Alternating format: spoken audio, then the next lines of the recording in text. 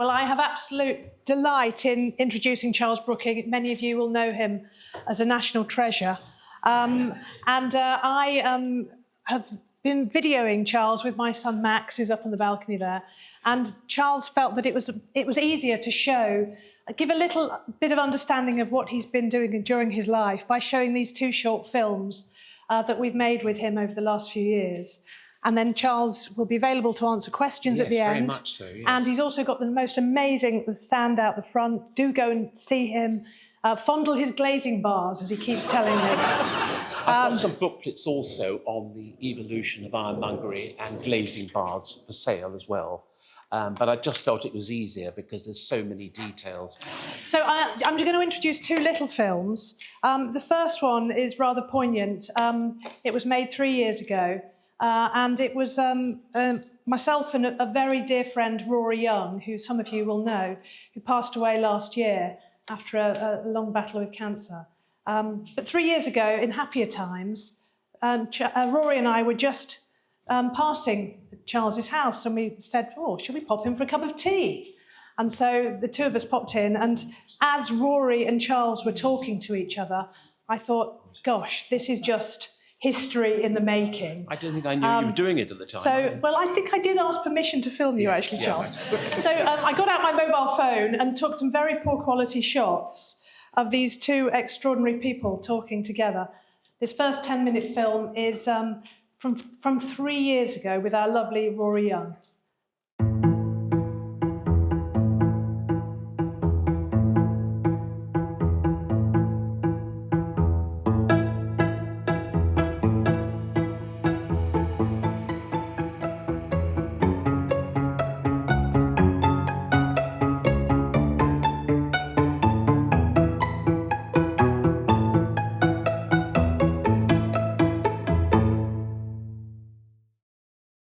What's the oldest, most precious piece in your collection? Well, the oldest in terms of my rescue is this window here, which came from number 2 Dapdune Crescent in Guildford. Really? Big, huge Tudor-style double villa built by probably Swain of Guildford, a local builder. And I saw this in 1961, and I dragged my father down there. So you were literally, you were sort of 7 or 8 at the time. Yes, and I wanted one of the windows. Yes. And in 1969, I went in there one evening. It was derelict. And I managed to prise this window out and hump it down the stairs. This whole sash window frame. It was going to be destroyed. It was going to be demolished. Yes. But you can see the gap there. That was taken after I'd taken it out. I see. You got it from that top window. Yeah. That's amazing. And but you saved all the glass. This is the original glass. I reglazed some of it. It was broken. Yes. It was vandalised, this house. Yes. And it was full of treasures. And that really did spark my interest more than ever back in 1961. So you could say that was your sort of your key moment, is when you really... I suppose that's one of them. That's one I can point to. But in terms of importance, I suppose this window here, which came from Cade Hill House, this part of a larger window cut down. Yes. So if you can imagine that as a bay window, and it's been cut down and refit, and then laved and plastered over. Oh, yes. And the owners found the nail holes and the nosing. And the owners said, you know, we've got this old window, we've been told to keep it, do you want it? We're not interested. This was back about 10 years ago, and we shot down there, and I couldn't believe it, that they didn't want it. So I recovered it. I mean, it would have been thrown away probably, because there's no awareness of how important it was. Yes. Or the way you mount your casements on hooks. On pintles, yes. Pintles. This is the oldest one, probably. Look how narrow that is. That was made for a mullioned windows when they started glazing them. So this came from the Brittle collection. Yeah. And this one came from down in Devon. Susan was wonderful. That from a salvage yard. Look at that window, the scale of the frame. Yes, the thickness of it. Somerset. Yes, and all oak, interestingly, all oak, heavy oak framed, two-light window. You've got a nice type label here. Susan, Chris's Crackers salvage. The wonderful squirrel. You do. Anyway,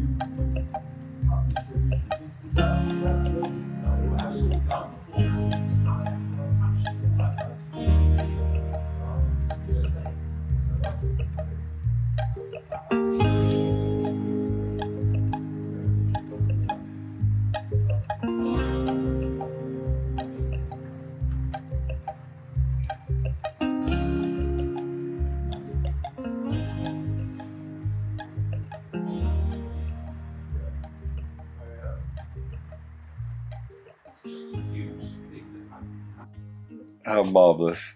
This is all you. This is all your life. So how did you get into it, Charles? I was fascinated by the typeface of these early Bakelite numbers and letters. And that really set me off, all the different typefaces. Is that the first thing you were interested in? One of the major things is the difference between that 3 and this 3 and that, and how they all varied so much and the different dates.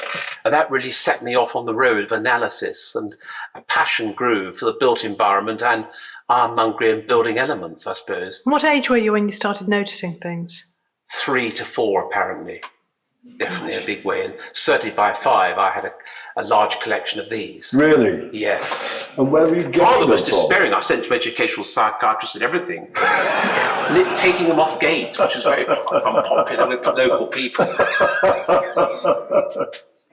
But that's Christmas '59. It just gives you an idea. We moved to Guildford. Your mother was so pretty. Look at her. I know. That's not my mother. That's the au pair girl. Oh, that's your back. The Dutch au pair girl, Leah. Oh, So did she help you? Did she assist you? Sometimes they did, yes. They were very supportive. That's my father cutting the turkey. Yes. In a brand new kitchen. And your mother?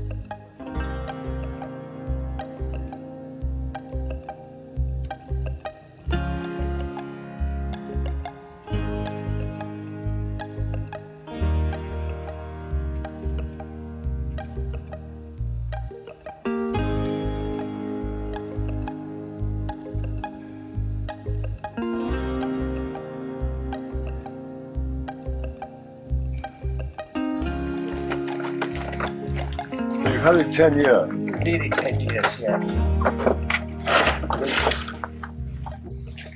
What a collection. So Absolutely packed. you can get Wow. a scale. Why I'm a bit overwhelmed. Mainly windows. Is Mainly this? windows. Yes. Incredible. Can you tell me the story about the Downing Street windows? Well, I was called in by the Property Services Agency to write a report on the history of the windows at 10, 11, 12 Downing Street. And they said, we are taking them out because of the bomb proofing, and you can have what you want. So I did this huge survey of all the windows and dated them. And then afterwards they were taken out, and I chose the ones I wanted, and they carefully delivered them to my parents' house, Gosh. as it was then. All these windows from 10, 11 and 12 Downing They Street. obviously had a conscience about it. But it was tremendous history. When you think these windows have been gazing down onto Downing Street, in some cases since 1774. And to have these things delivered, quite extraordinary.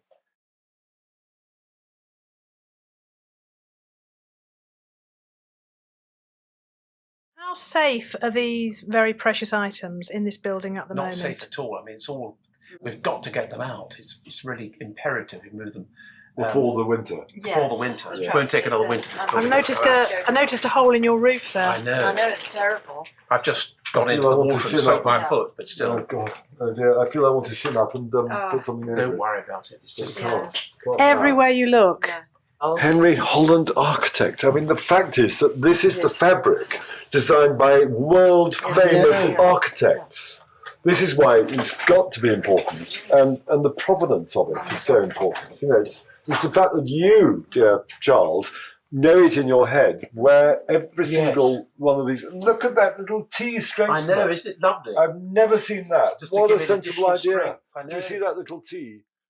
It's actually a sash window. It's huge, this thing, Charles. That came from the Godalming Institute, 1896. It's almost the biggest sash you've ever seen. I know, it's a massive thing, isn't it? I mean, have you ever seen anything bigger?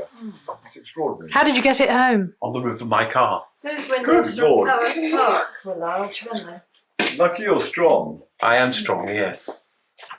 That's pretty. Is this bigger than you imagined? Much bigger. Much bigger than we imagined.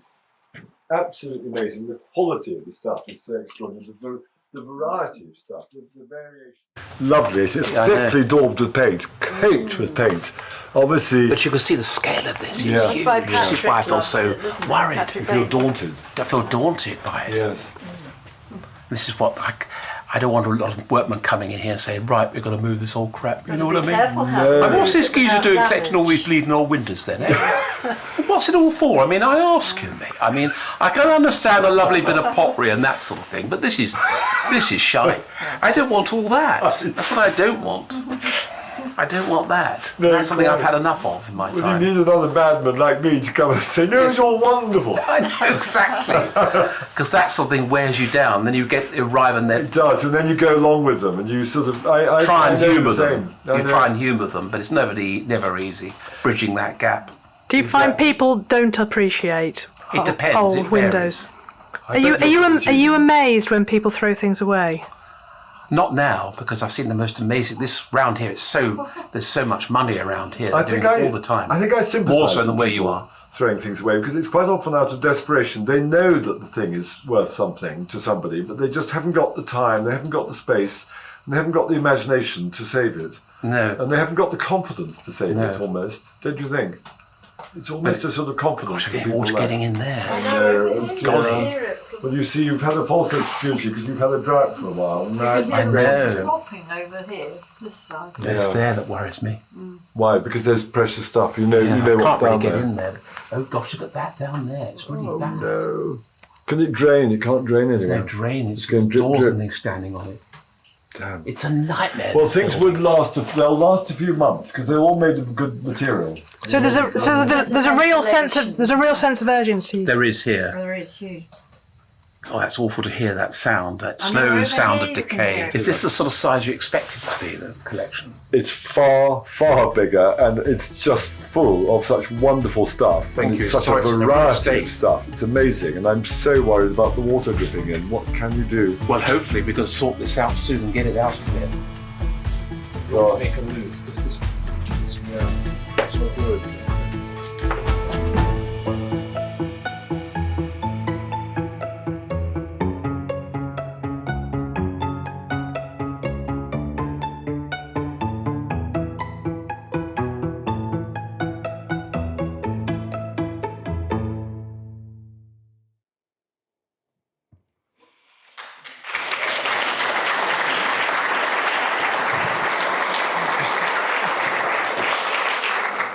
Right, that's the first film. That was made in the bad times, wasn't it? That was I was ma- very depressed then. It Yeah. was quite grim, but this is a much better time now.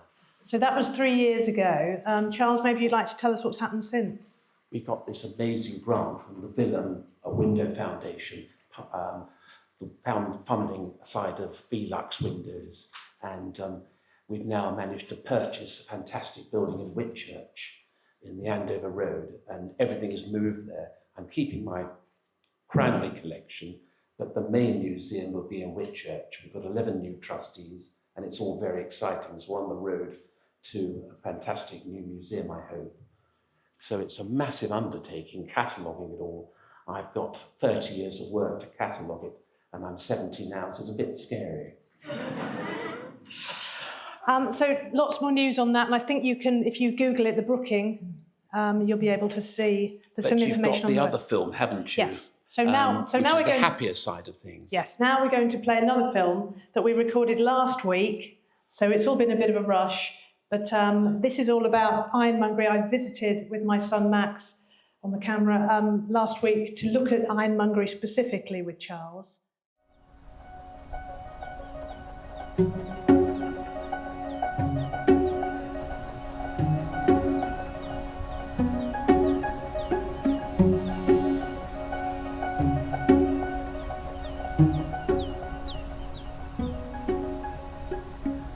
This is one of my favourite places in the world, this little museum.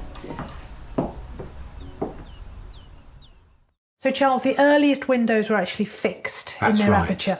When do you see the first opening windows? It's not completely certain, probably sometime in the 16th century, wrought iron opening lights developed. This is a good early example here from Suffolk, from the Crittall window collection. This is small, it went into a small opening, probably an altered diamond mullion window with an original fasten. It's lost part of its turnbuckle, but very small, dainty, but elaborate. And these were hung on pintle hinges. They were hung on pintle hinges because they were removed. So it was a pin. Driven into the woodwork or stonework, Yeah. set in lead, and you would lift the window off and take it with you. Yeah. That's a hangover when glass was very expensive and a status symbol.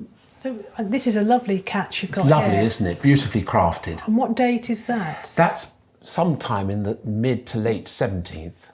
So can I turn that? Yes, do. So, oh, I see. So It lifts that catch. It lifts. And so the catch is mounted in the wooden frame. on a spring. Yeah. That's lovely. Gosh, so this is inward opening, and this has got the most amazing Very elaborate. catch here. What date's this? About 1650 to 1660. Wow. In that, maybe later, but not much.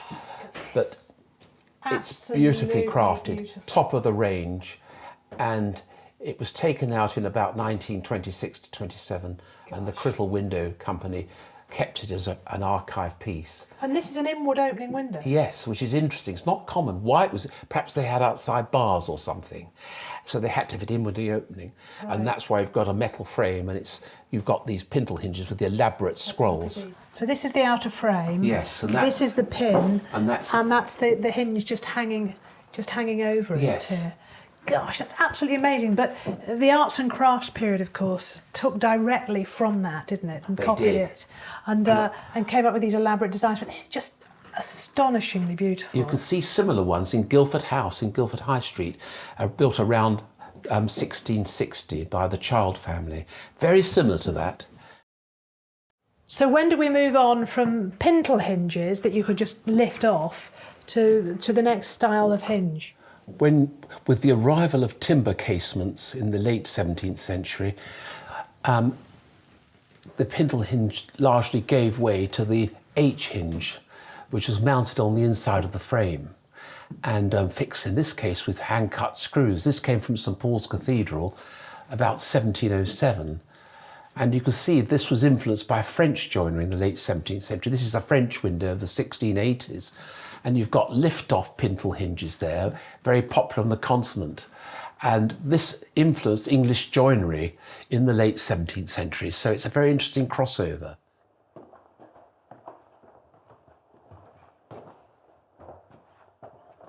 Okay, Charles, do you want to talk me through this amazing collection of sash pulleys you've got here? It's only a basic cross-section of the major types. The early ones were in wooden cases or set directly into the pulley stiles. And you've got actual wooden wheels. Boxwood here. wheels was the norm. Sometimes they were set directly in like that. That's a boxwood wheel set directly into the pulley style. This one So here. that they're set in directly. Yeah. The more expensive That's ones, wood as well. that's Gosh. boxwood. Look at the way it's splitting, and that's why they use brass in better work, whereas this one is brass. Yeah. Brass was used from the beginning, but remember it was expensive, so boxwood remained the most common type. These are becoming common when? In the 1720s, 1730s. Okay. And early metal ones, probably metal was being used probably earlier than the examples I found. So take me through the main development. They introduced cast iron with better casting techniques and cast the case, and you get a back case cast, the front being separate as a brass faceplate. But very soon after that, you find they've actually started casting the whole case in one piece in cast iron. And that meant they could mass produce sash pulleys for the mass market, either with brass faceplates or not. So you had a social hierarchy. So tell me about this one here. That's really interesting. That's a top of the range frame pulley from the Admiralty, Whitehall, part of Adams' refurbishment circa 1760. Okay. And another feature about this, not only the shape which Adam used in other buildings, this was quite clearly designed, this shape, and that little detail there was all part of it. Interesting because it was hidden. But then you got the functional, that? No, it was just design. a design. These are hand-cut screws. How can you tell they're hand cut? You can see the facets of the filing. It was a cottage industry. So it wasn't turned on a lathe? No, it was hand-cut. Lathe-turned screws appeared soon after this. They probably were lathe-turned screws at the same time, but they weren't as sharp. The best quality work, hand-cut screws were used. So they had a rod of metal. and that is what, brass? That's wrought iron. So a rod of wrought iron. Which they filed to produce a thread, a tapering thread. So completely freehand. Trying to get a point. Gosh, and how long would it take you, do you think, to make one No of those idea, I've things? never tried. Hours? Yes. Hours and hours Yes. per screw? Cottage industry, and But lathe-turned screws are early on the scene because I've seen them elsewhere in the as early possibly as the 1750s. But this is open to research. Yeah. It's a huge subject, and some of them were even plated. This one has got zinc plating on. That came from Bloomsbury, 1778, 1780, and they're tin plated because they went into oak, because the tanning in the oak would rust the screw. Gosh. So they tinned it.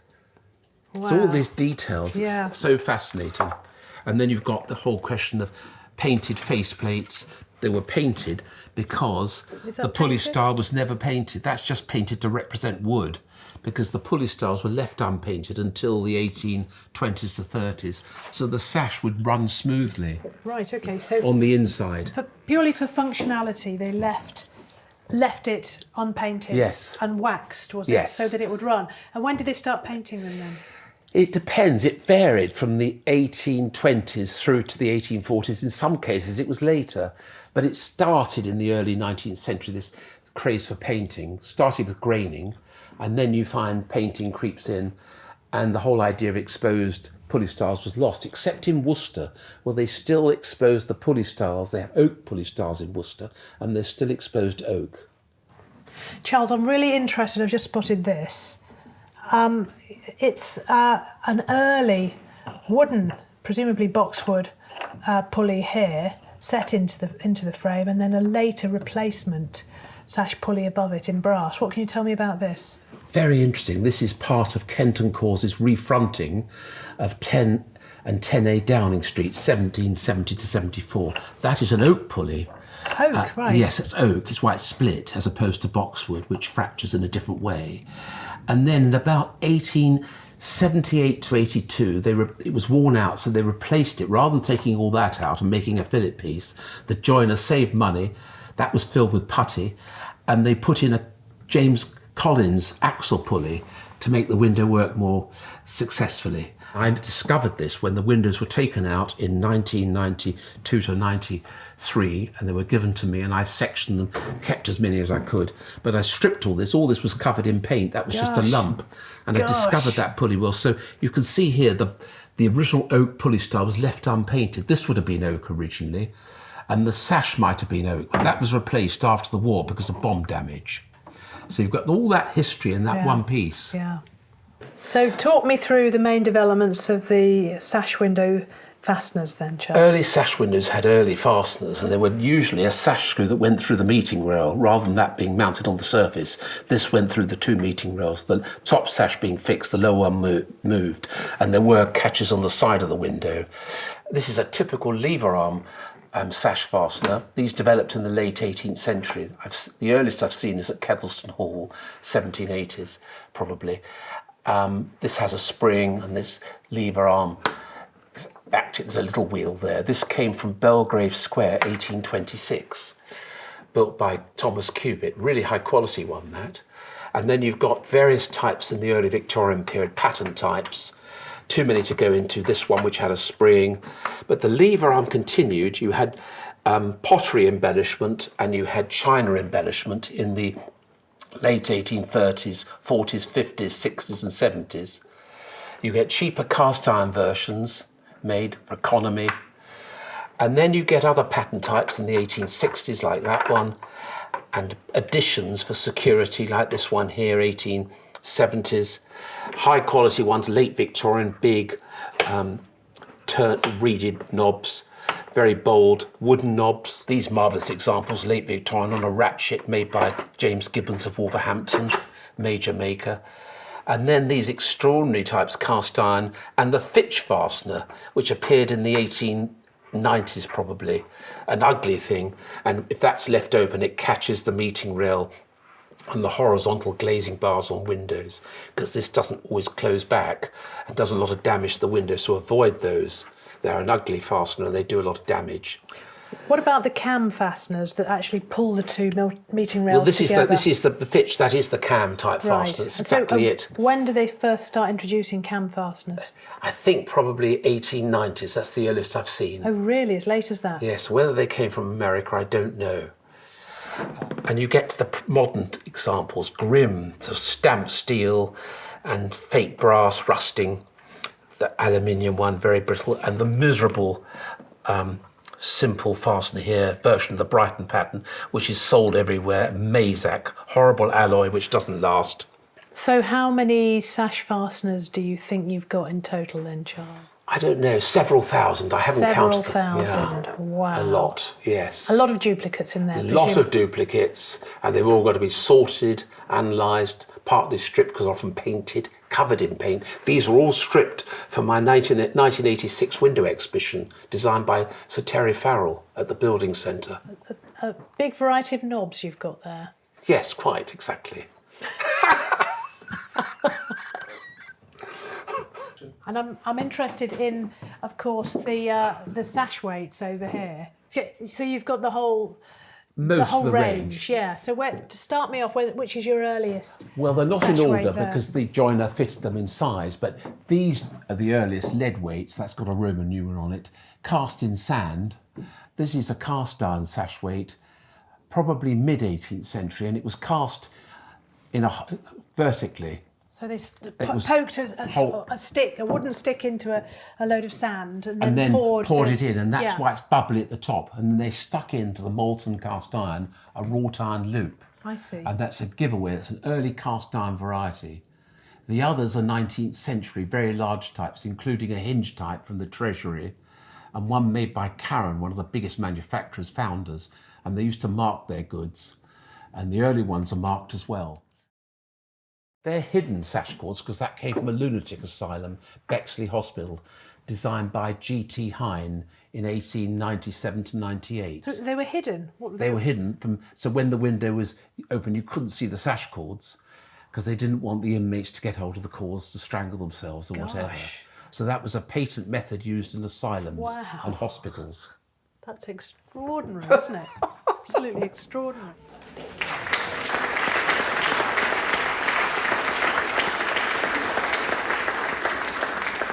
Well, as you can see, there is so much to see. I mean, he's got several thousand of the fasteners. What about your sash pulleys? How many sash pulleys in your collection? Altogether about 30,000, but I've got to sort them down to probably get rid of 2/3 and then catalogue them all and produce a sensible academic study. But I've been rescuing them to show the evolution since about 1961, so it's quite a while. So, I mean, as you can see, an amazing collection, and I think really the best way to see it, there's a tiny little sample on the table out there, but the best way to see it is to visit Charles at his museum, and it is possible to ring up and book a place on a day course, or if you've got a small group of people, come as a group. Yes, I run CPDs on the history of the window, the door, staircase and fire grade, and also I do tours. And we've got quite a lot of people who come down. And building is quite large, the display area behind my house. So that's in Cranley, and the museum in Whitchurch on the A34 is opening shortly. Well, that won't be for a while. They're doing major building works, refiguring the whole building, reconfiguring it, and it'll probably be about 5 years, but it will be incredible when it's set up. Some of the larger bits, dramatic pieces, will be on display, door cases, the windows from Buckingham Palace, and Windsor Castle, pieces like that from the Royal Collection. So I've got some really dramatic pieces, and then right down to the very vernacular, so I cover the whole social stratum all the way through.